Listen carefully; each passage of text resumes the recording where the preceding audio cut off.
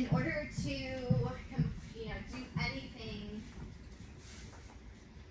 without, making mistakes, trust your checklist. So turn to your checklist, and basically what I'm going to do right now, what I'm going to demonstrate right now is going through a checklist. Okay. So what will happen in an emergency situation, like we were talking about with the no smoking sign, the pilots will ding it. That's most likely. They rarely ever use like the overhead intercom like you hear on a commercial plane just because it's so disruptive. So they'll ding you that way, or if you're in the forward galley or something, you're within earshot, they'll say like, oh hey, Stephanie, come to the cockpit. So you'll come to the cockpit, and they're gonna have a conversation with you when you're up there. They're gonna want to tell you what the situation is, and they're gonna go over basically the NTSB, right? The nature of the emergency, time remaining before you're doing your emergency landing, any special circumstances. So we're landing on a runway, we're going to be landing in a field, we have to land on the ocean. Those would all be considered special circumstances. And then the brace commands. Essentially what they mean by that is at any point that you hear us yell brace for the cockpit, it's time for you to, whatever you're doing, stop, brace, and begin their brace commands, okay? So you'll have that conversation with them. When they have that conversation with you, they're expecting you then to come back and complete your emergency checklist and get the guests in the cabin secured and ready. So the very first thing it says is turn cabin lights to bright. So you go to your galley control panel, you'll make sure all your lights are bright, and that's going to basically demand their attention, right? Then you're going to ask for the guest's attention. Now, of course, when we're doing hospitality service, we come down and I have this kind of conversation. But now I want to command authority. I want everybody's attention on me. So now I'm going to stand at the front with authority and shout out in a loud enough voice, not screaming, but attention everyone. The pilots have just informed me that we need to perform an emergency landing.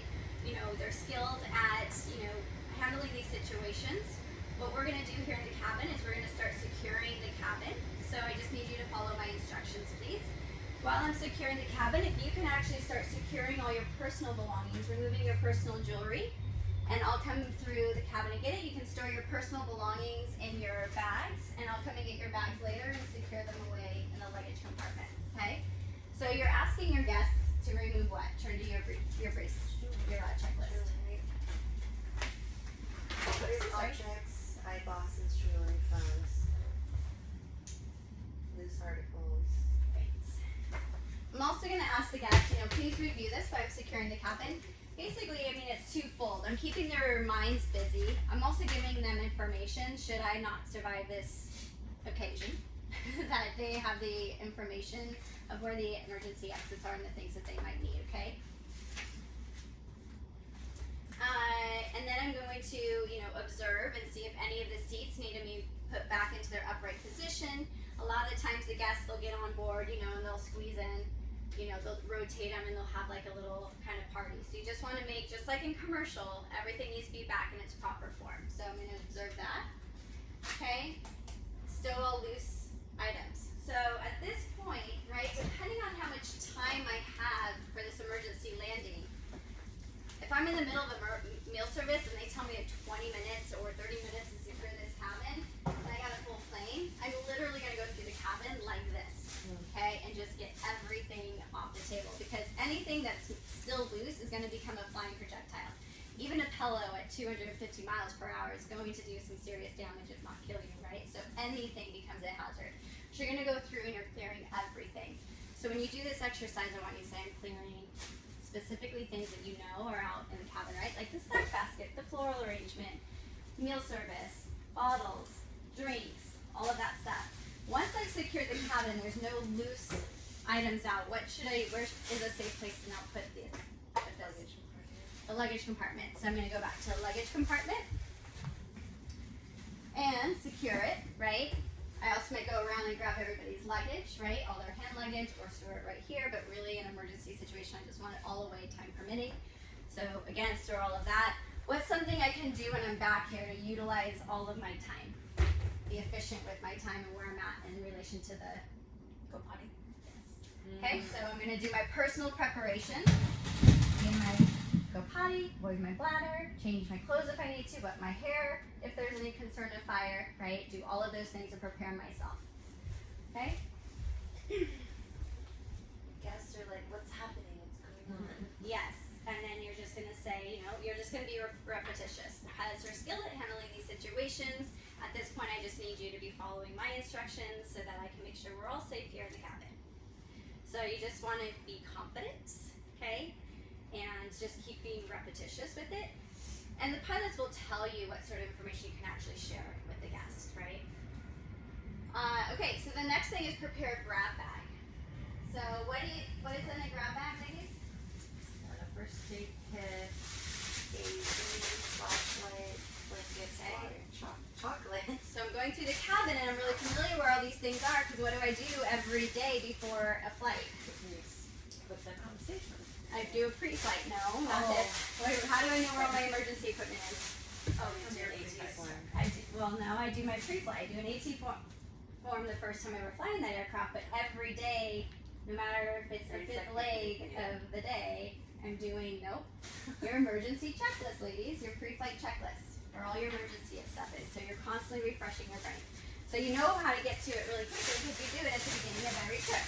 Okay, you don't just do it once a year, you do it at the beginning of every trip. Okay, where's a good place if I'm going to be doing a land ditching, a land egress, which is what we're doing right now, where's a good place to secure all my emergency equipment? In the galley. But where? What are some variable things that might be available to you in the galley for storage? The trash can. Trash can, if it fits in the trash can, that's nice and secure. If there's a forward closet, right? And then if there's space available to you, some of them have a lot of space. The one we were just on didn't, so it wouldn't fit there. But if it does, you can store it right here as well, right? Because that's a secured location.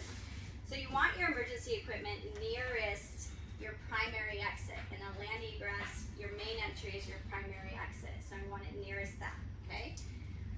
Again, if my pilots tell me we're landing at an airport in a runway, do I need a grab bag? Do I need emergency equipment for landing at an airport? No, right? Because rescue personnel is going to be there, right? The fire department and all of that stuff. They're going to have that stuff.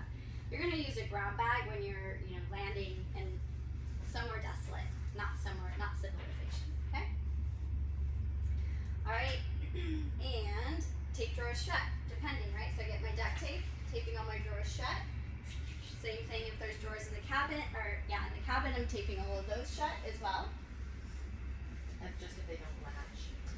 No, that's if it's going to be a rough landing. Remember I talked how the turbulence will pop it open too? So everything, because if those open and that stuff that's in the drawers comes out, right? Now we have flying projectile again. All right, personal preparation, did I already do that? Yes. Yes, I already did that, right? So you have to hit everything in the checklist, but it doesn't have to be in that specific order, right? Again, you want to be most effective with your use of your time and where you are in relation to the aircraft, both in service and in safety. So I already did that, so don't have to worry about it. Prepare the cabin, okay? Reseat able-bodied passengers. So who's an able-bodied passenger? In general. People who are not old or The child fits. Or a bodyguard, right? can I ask a question about that? Okay, so bodyguards are not allowed because who is a bodyguard responsible for? Their person is. One person. They don't care about everybody else, they only care about their person. So that's why a bodyguard cannot be your notified person. Alright, so in the event that I'm unable to, will you open up the exit and assist everybody in getting off the aircraft? Yes. Great. So again, in the event that I'm unable to, are you willing to open up the exits and assist everybody in getting off the aircraft? Okay? Yes, she says. Great. Wonderful. Will you follow me? Okay, so she follows me because now I want to demonstrate to her how to open up this exit. Okay? So every aircraft is going to be different. We're going to pretend this is a Gulfstream. Okay, on a Gulfstream, there's two red handles. One of them is a tiny little lock lever, and the other one's a latch release. Okay, and it's literally 1, 2. And again, you know how to operate and all the exits because why? Because you did your pre-flight check as well as your AT form. Yeah, you got training on the aircraft, so you know how to open these doors. So in this instance, we're on a Gulfstream, so I'm going to so Molly, in order to exit from this aircraft, what you're going to do is there's two red levers on this door. You're going to push up with this small little ball with your left hand. You're going to push up with this large latch on your right hand, and you're going to push out. Okay? That's how you open it. Could you please demonstrate to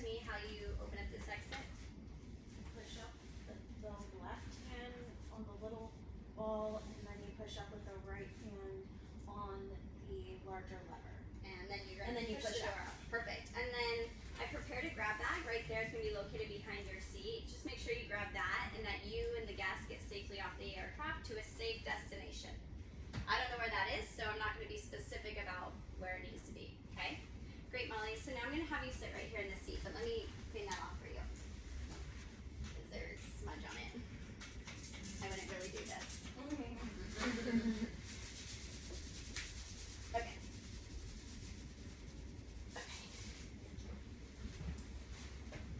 Alright, so great. So now I resat my able-bodied person here. Why?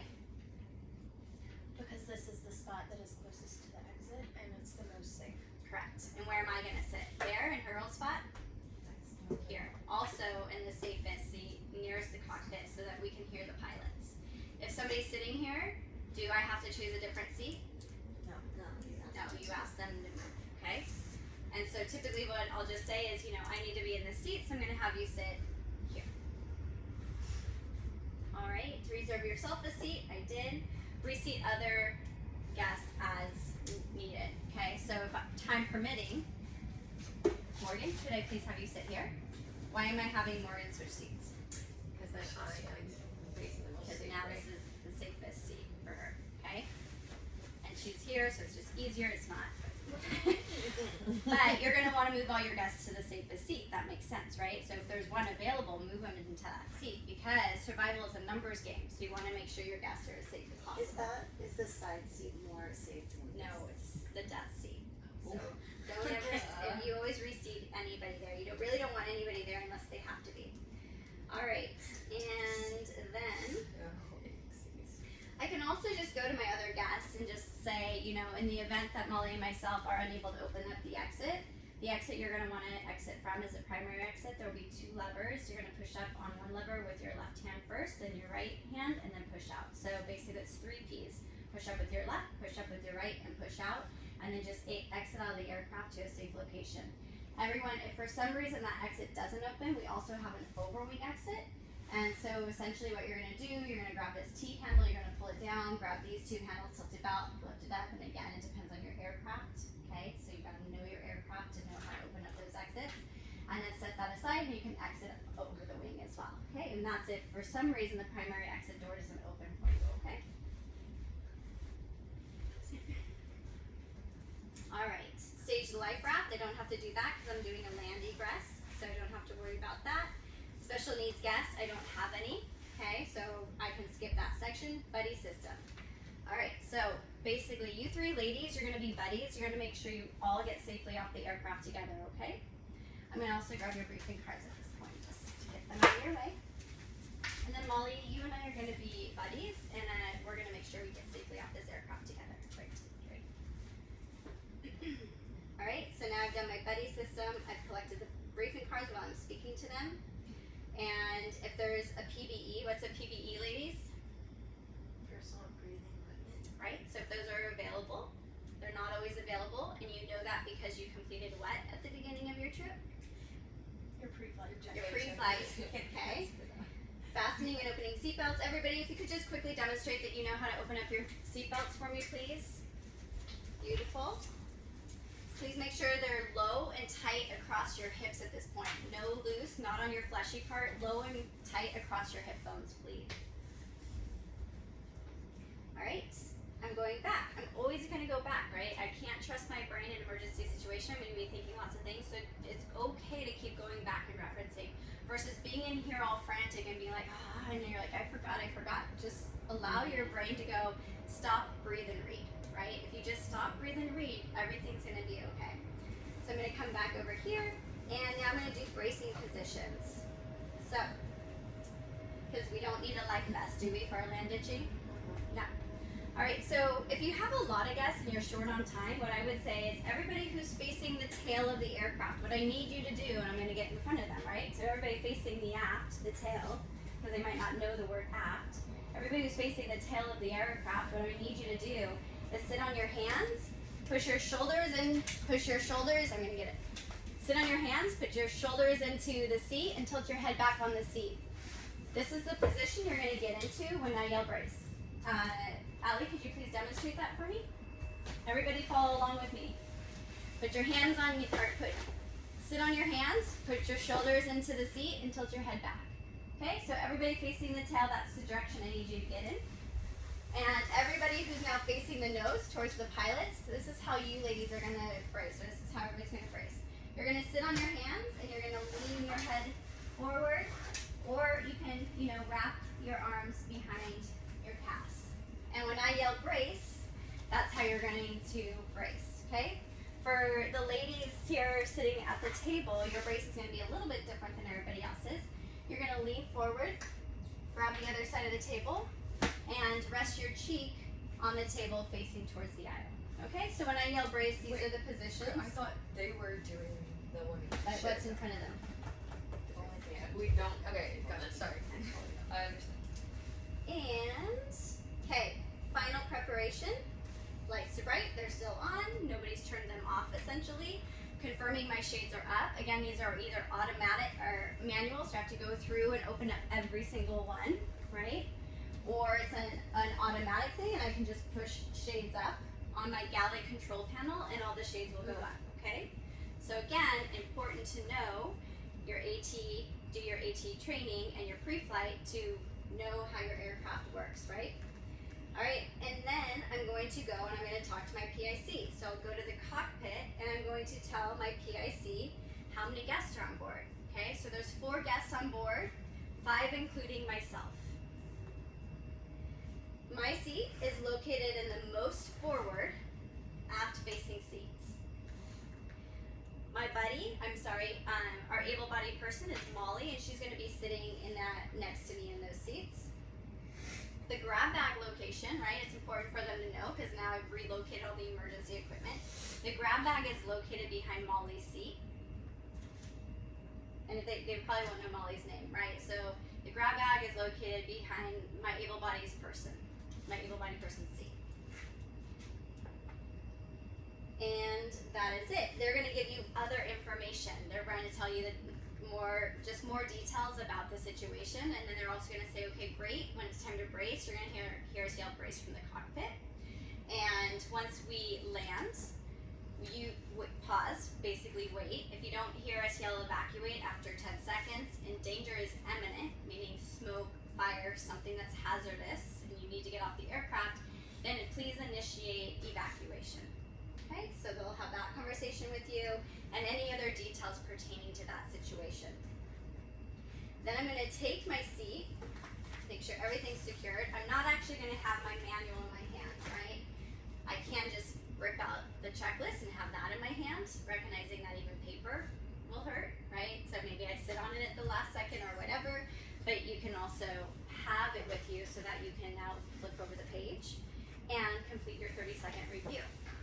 Okay, so with my 30-second review, I sit down, location and operation of primary, secondary exits. I'm just jogging my brain. I'm walking myself through this situation.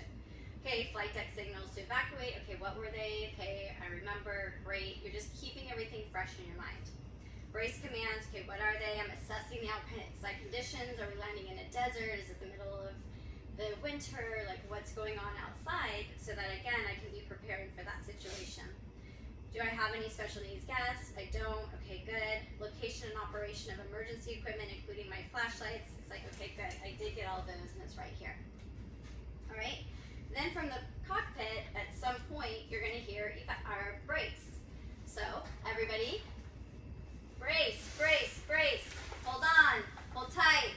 Brace, brace, brace. Hold on. Hold tight. Brace, brace, brace. Hold on. Hold tight. Brace, brace, brace, hold on, hold tight. You're going to say that all the way until the aircraft stops doing its movement, okay? So you're going to keep saying that.